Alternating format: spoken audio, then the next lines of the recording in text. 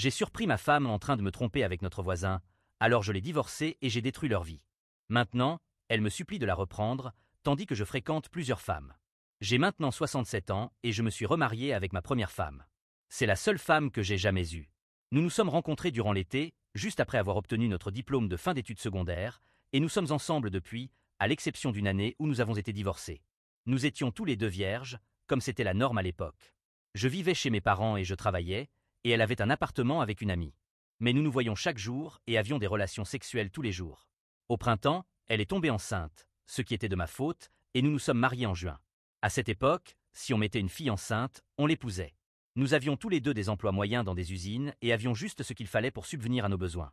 Après la naissance de notre fille en décembre, je suis devenu très motivé à améliorer nos vies, cherchant une autre voie dans l'emploi et pour notre future famille. Je voulais que mon épouse soit une mère au foyer. J'ai trouvé une formation technique, et après l'avoir terminée, j'ai commencé une carrière dans l'industrie minière, qui était bien rémunérée. Nous avons déménagé dans un autre état pour cette opportunité d'emploi, avons acheté notre première maison et nous nous sommes installés.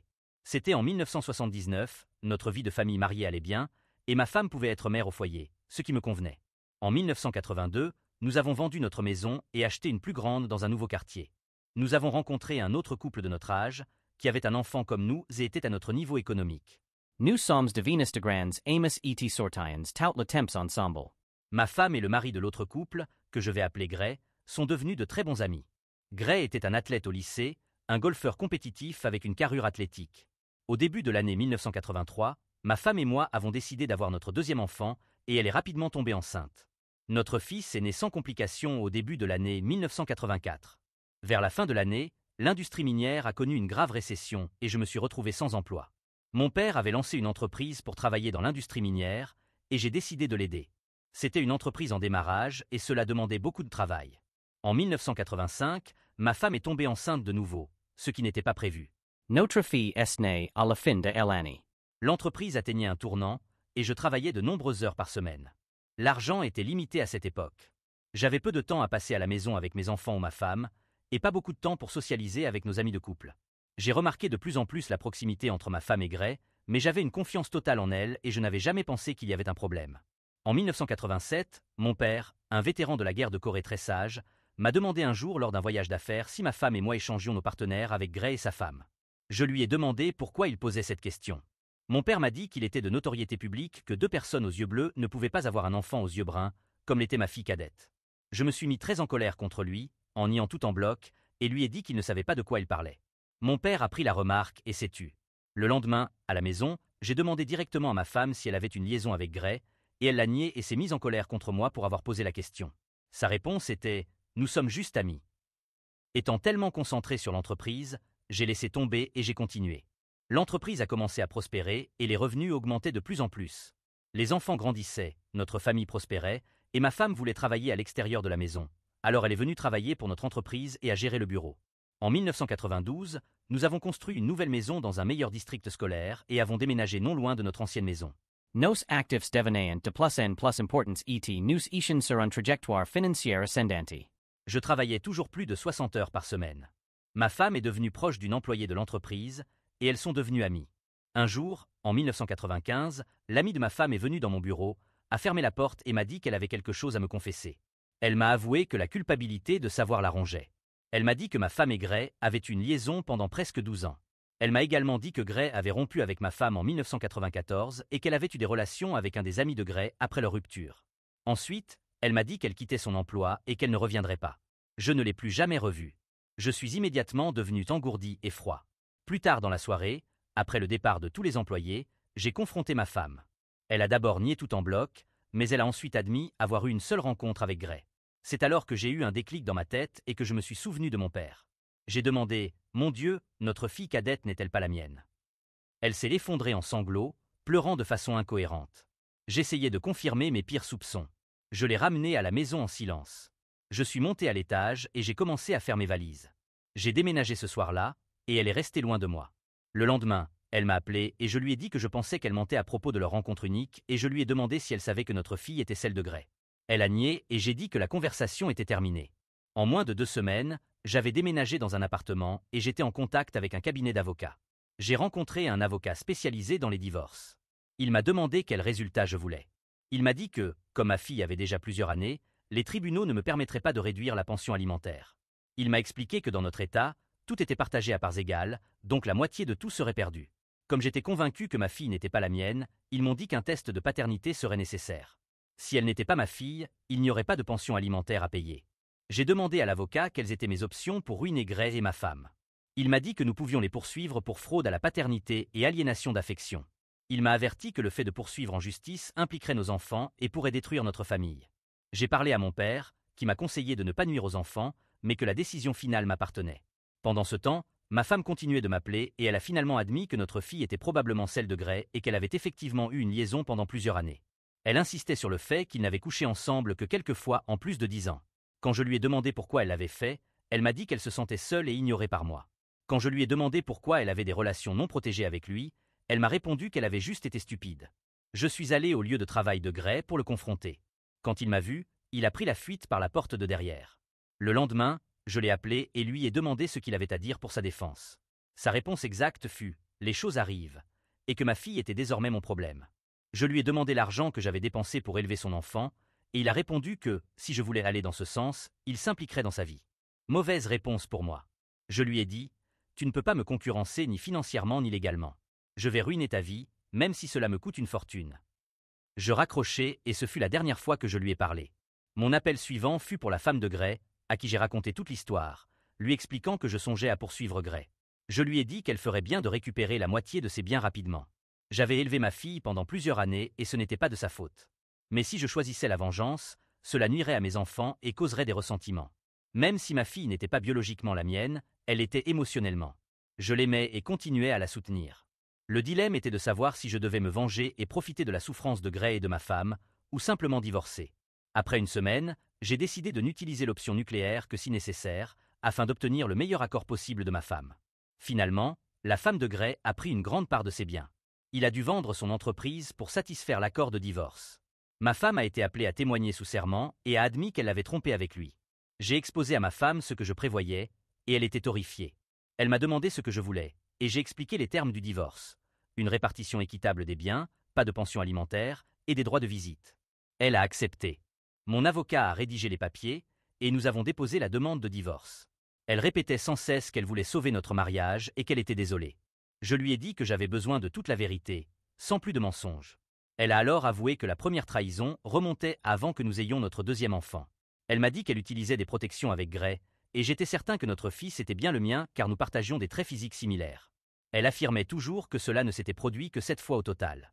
Ils utilisaient sa maison, notre lit, le siège avant d'un camion, et même notre salle de bain.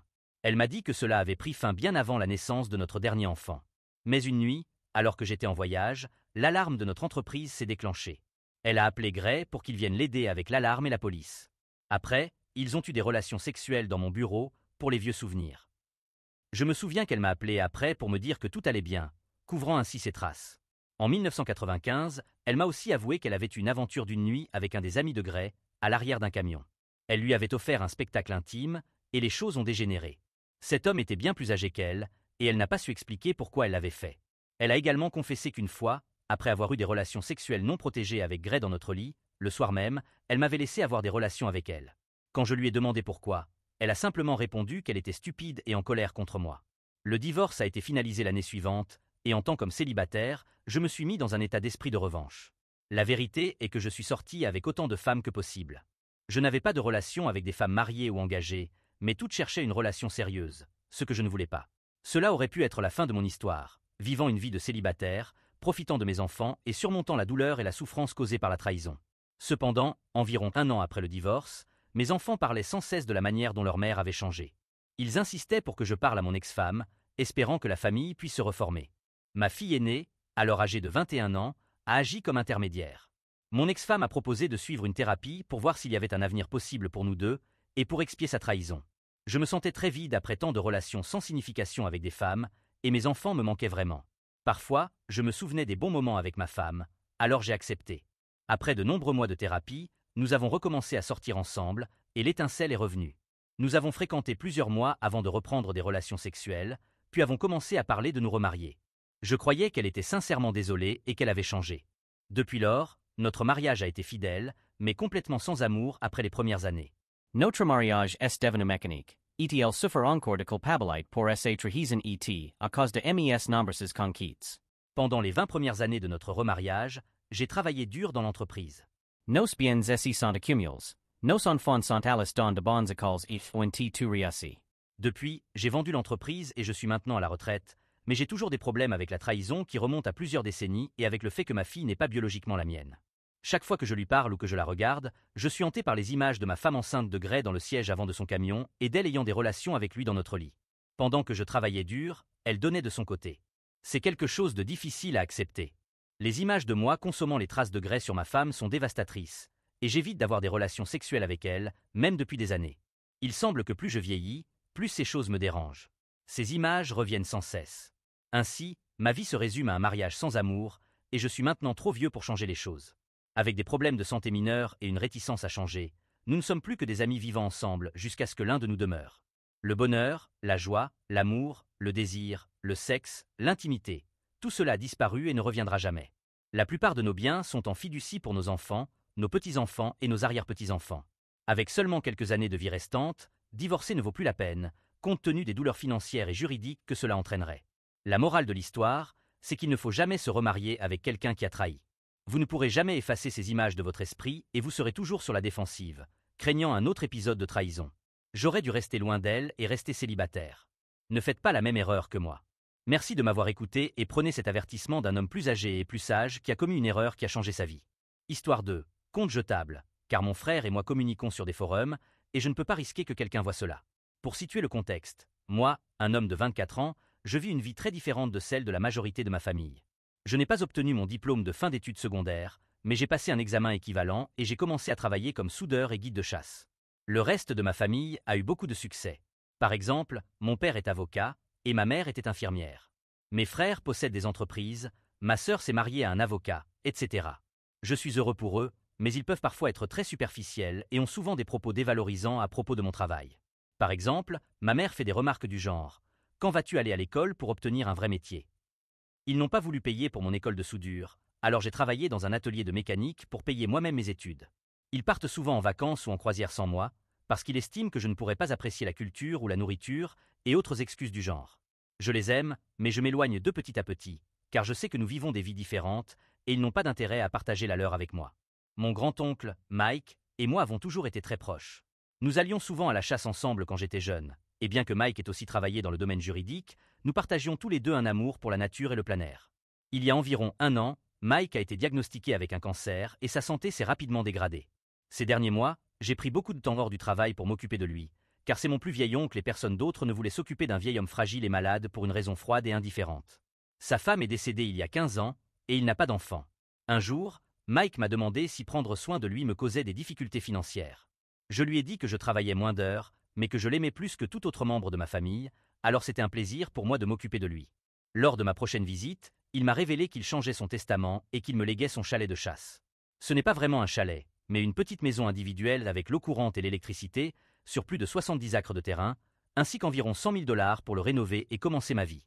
Il souhaite que le reste de ses biens soit vendu et donné à des causes qui lui tiennent à cœur.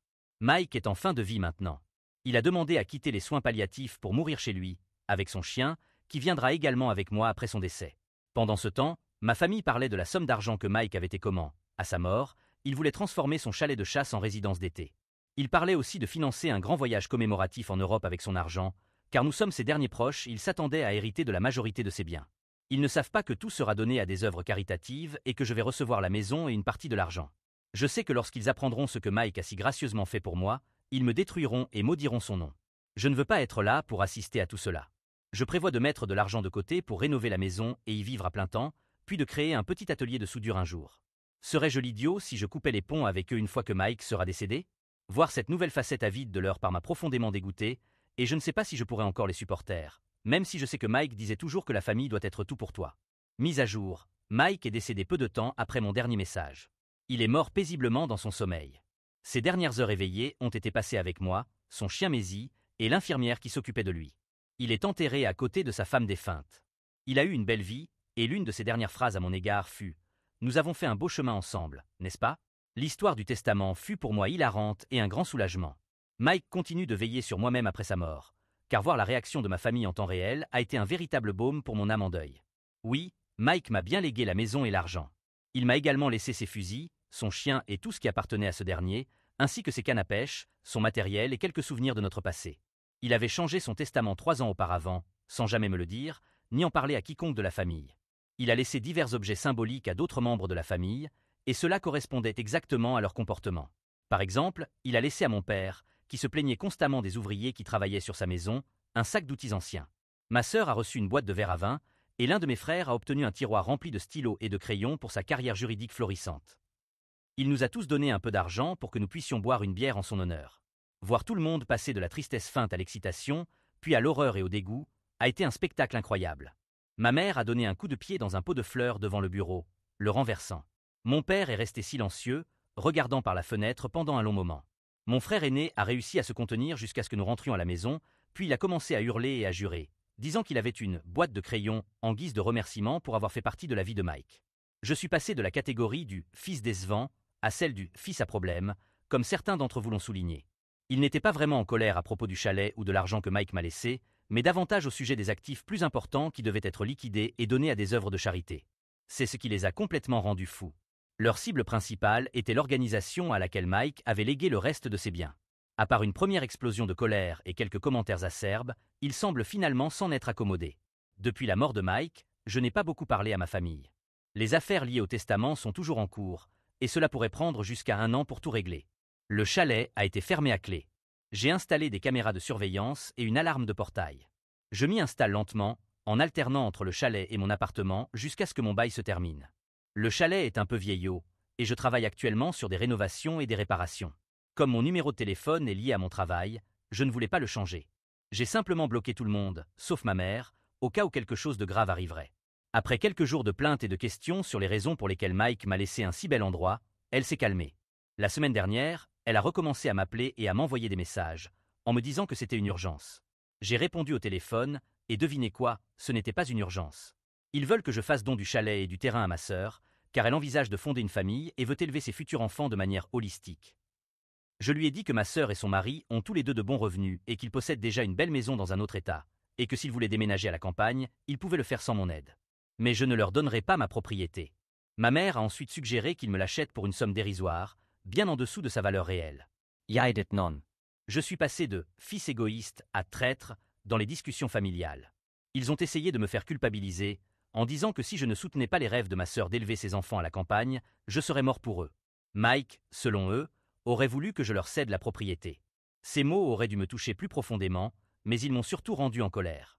Ma sœur a également pris le téléphone pour pleurer et dire que c'était son rêve d'élever ses enfants sur la terre de Mike.